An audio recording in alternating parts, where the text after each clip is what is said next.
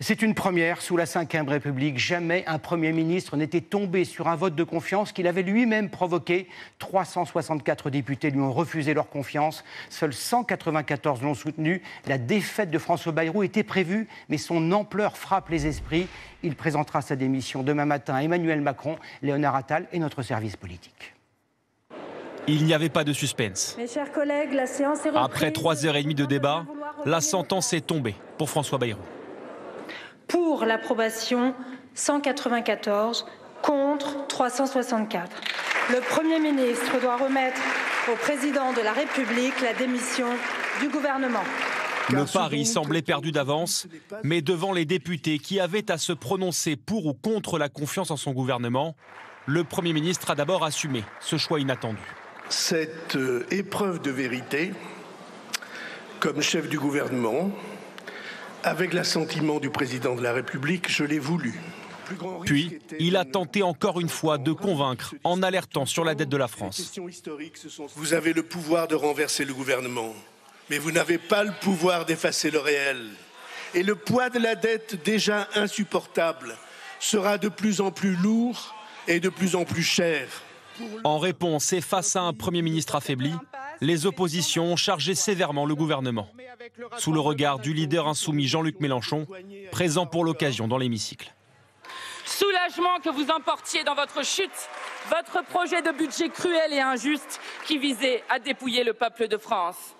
Car vous n'êtes pas seulement une imposture, mais un danger pour le pays. Ce moment marque la fin de l'agonie d'un gouvernement fantôme. D'un gouvernement qui n'eut de gouvernement que le nom. Quelques minutes plus tôt, alors qu'elle peaufinait son discours, Marine Le Pen nous ouvrait les portes de son bureau pour viser cette fois Emmanuel Macron et exiger une nouvelle dissolution. L'instabilité politique, c'est celle qui est la conséquence de la dernière élection législative. Elle a été créée par Emmanuel Macron lui-même. Et c'est lui qui, peut-être ce soir, en refusant la dissolution, sera le promoteur de l'instabilité. Au-delà du sort du gouvernement, c'est bien le président de la République que les oppositions ont voulu atteindre. Emmanuel Macron fait toujours la sourde oreille. 1200 milliards d'euros de dettes supplémentaires depuis 2017 et la présidence d'Emmanuel Macron. Les socialistes, eux, revendiquent désormais clairement Matignon. Nous sommes prêts qu'ils viennent nous chercher. Malgré le risque de blocage, pas question pour les Républicains de gouverner avec la gauche. Nous n'accepterons jamais que se mette en place ici le programme funeste du nouveau Front populaire. Et cela vaut évidemment pour un gouvernement socialiste qui prônerait ou porterait ce programme. Pour sortir de cette impasse, Gabriel Attal propose lui de nommer un négociateur qui rassemblerait les forces politiques. À l'issue du débat, lors d'une ultime prise de parole, le Premier ministre, lui résigné, parlait déjà au passé. Ces 9 mois ont été, pour le Premier ministre, des mois de profond bonheur. Ce soir, François Bayrou réunit une dernière fois ses ministres à Matignon. Demain matin, il remettra sa démission au président de la République. Et il y a quelques minutes, dans un communiqué, l'Élysée annonce qu'Emmanuel Macron prend acte du vote des députés et qu'il nommera un nouveau Premier ministre dans les tout prochains jours. L'annonce de la chute du gouvernement Bayrou a provoqué de très nombreuses réactions politiques. Écoutez dans l'ordre Jean-Luc Mélenchon, Vincent Jeanbrun et Sébastien Chenu. Les coupables, ce n'est pas nous, c'est le président de la République, le Premier ministre, lui a été responsable, il s'en va, l'autre doit l'être, il ne peut pas rester. Je crois qu'on a besoin d'un moment refondateur. Et ce moment refondateur, c'est que l'on passe maintenant à une élection présidentielle. Alors je sais, on peut dire c'est beaucoup, ben oui, mais c'est le prix pour revenir à la stabilité. Écoutez, il n'y a pas de surprise ce soir. Il devait tomber, il tombe. Mais ma première réaction, c'est quand même une inquiétude très forte. C'est-à-dire que super, on a fait tomber le gouvernement Bayrou, mais la dette, elle est toujours là, la situation économique, elle est toujours là, l'insécurité dans les rues, elle est toujours là. Il y a une urgence à ce qu'on puisse avoir le plus vite possible un gouvernement au travail. Nous nous réjouissons, nous, au Rassemblement national, d'avoir sanctionné François Bayrou, son projet de budget qui était 20 milliards d'euros supplémentaires d'impôts sur le dos des Français, zéro réforme. Cette politique macroniste ne peut pas continuer ainsi et François Bayrou était le symbole de la continuité de la politique d'Emmanuel Macron. Par conséquent, nous appelons à un changement et donc à une dissolution. Bonsoir Sébastien Ambert, vous êtes en direct avec nous de Neulémine, dans le Pas-de-Calais, c'est tout près de Lens. Autour de vous, des Français, ils ne sont pas surpris par la chute du gouvernement, mais ils sont inquiets pour l'avenir du pays. Inquiet, le mot est faible, Gilles. C'est même l'angoisse ce soir pour beaucoup de Français, évidemment, qui ont assisté ici dans ce bistrot à la chute du gouvernement de François Bayrou. Marie, vous me disiez tout à l'heure que vous êtes très inquiète pour vos enfants et vos petits-enfants, c'est-à-dire ? Oui. Eh ben nous avons pratiquement notre carrière de finie. J'ai la chance d'avoir mes 3 enfants qui ont un métier. Par contre, mes petits-enfants à venir, c'est leur avenir. Qu'est-ce qu'ils vont avoir comme avenir ? Comment ça va se passer ? Dans un pays qui vous inquiète de plus en plus. Tout à fait, oui. Voilà, oui. Alors, voilà une première réaction. Oui, l'avenir. Quel avenir ? Avec un scénario complètement inédit sous la Ve République. Michael, vous êtes le patron ici. On est au Globe à Neulémine. Et tout à l'heure, vous me disiez que ça vous y est pensé au titre d'un film. Oui, et c'est pas drôle, mais dites-moi. Oui, c'est un peu retour vers le futur. Aujourd'hui, on vit la même situation depuis quelques temps. Je pense qu'avec un autre gouvernement, on va revivre la même situation. Donc il est grand temps que Monsieur le Président puisse prendre des décisions sur le sujet, oui. De façon à pas vivre cette situation une nouvelle fois. Est-ce que ça s'arrête, que ça ne recommence pas ? Voilà, les cartes sont donc, comme le disait Michael, évidemment dans les mains du Président de la République ce soir, Emmanuel Macron. Michael appelle le Président à décider. La suite, nous verrons bien ce qu'il arrive dès demain matin. Merci beaucoup Sébastien. Effectivement, ce soir, les regards sont braqués vers Emmanuel Macron qui se retrouve seul en première ligne. Après avoir reçu demain matin la démission de François Bayrou, il va devoir trouver un nouveau Premier ministre, le 5e en 3 ans et demi. Vers qui peut-il se tourner, sachant qu'il n'a toujours pas de majorité à l'Assemblée nationale ? Mathilde Guénégan, Olivier Cresta et Pierre Limpens. Après Elisabeth Borne, Gabriel Attal, Michel Barnier et maintenant François Bayrou, qui sera le prochain Premier ministre, le 5e depuis 2022, depuis le début du second quinquennat d'Emmanuel Macron. Quand sera-t-il nommé ? Un visiteur habitué du palais présidentiel nous confie. Plus on réfléchit, plus on a de chances de se planter. Il faut aller vite, il faut quelqu'un qui soit déjà dans le jeu. Un proche du président nous dresse le portrait robot du futur locataire de Matignon. Il faut un Premier ministre acceptable par LR et qui dialogue avec le PS. Comme à chaque fois, de nombreux noms circulent en coulisses. Emmanuel Macron a toutes les cartes en main. Serait-il prêt à nommer une nouvelle fois l'un de ses proches, le fidèle ministre des Armées Sébastien Lecornu, ou le garde des Sceaux, Gérald Darmanin ? Elle aussi est ministre venue de la droite. Catherine Vautrin a déjà été pressentie pour Matignon. Autre membre du gouvernement cité, Éric Lombard, le ministre de l'économie, étiqueté plus à gauche. À gauche justement, Olivier Faure, le premier secrétaire du Parti socialiste, s'est dit prêt à gouverner. Mais Emmanuel Macron pourrait aussi abattre d'autres cartes, des spécialistes de la question budgétaire, ou surprendre avec un autre profil. Au lieu de choisir un Premier ministre, Emmanuel Macron pourrait-il annoncer une dissolution de l'Assemblée nationale, comme en juin 2024 ?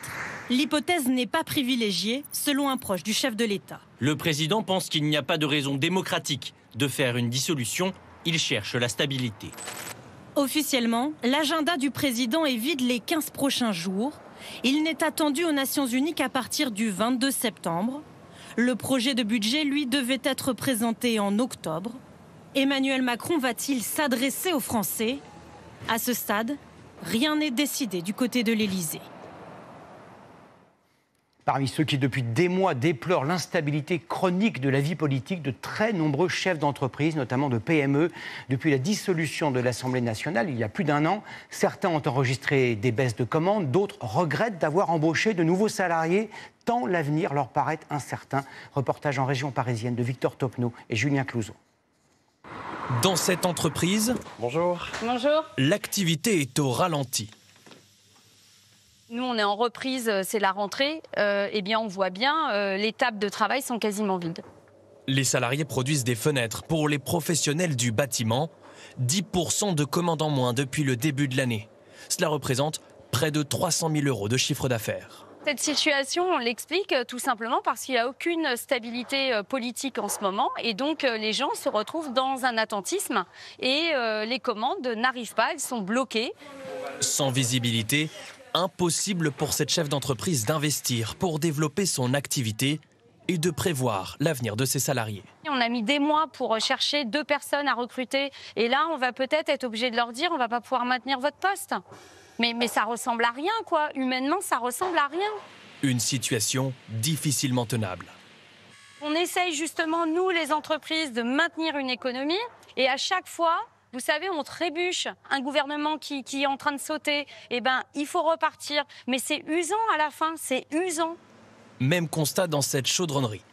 43 salariés produisent ici des pièces métalliques, notamment pour l'aéronautique et le sport automobile. Plus d'1 million d'euros investis ces 2 dernières années, mais pour prospérer, l'entreprise a besoin de stabilité. Une entreprise industrielle, elle se projette au minimum sur 5 à 10 ans. Donc il faut avoir cette vision-là. Si tous les 3 ans ou 2 ans, il y a un changement au niveau des décisions prises, c'est très, très compliqué. Autre source d'inquiétude, ce patron recrute chaque année des apprentis. Jusqu'ici, l'État lui accordait une aide à l'embauche, mais elle a été réduite et pourrait l'être à nouveau. Vous comprenez qu'on vous demande des efforts supplémentaires pour combler le surendettement ? Non, là, ça devient très compliqué. Nous, déjà, on est taxé de manière très élevée.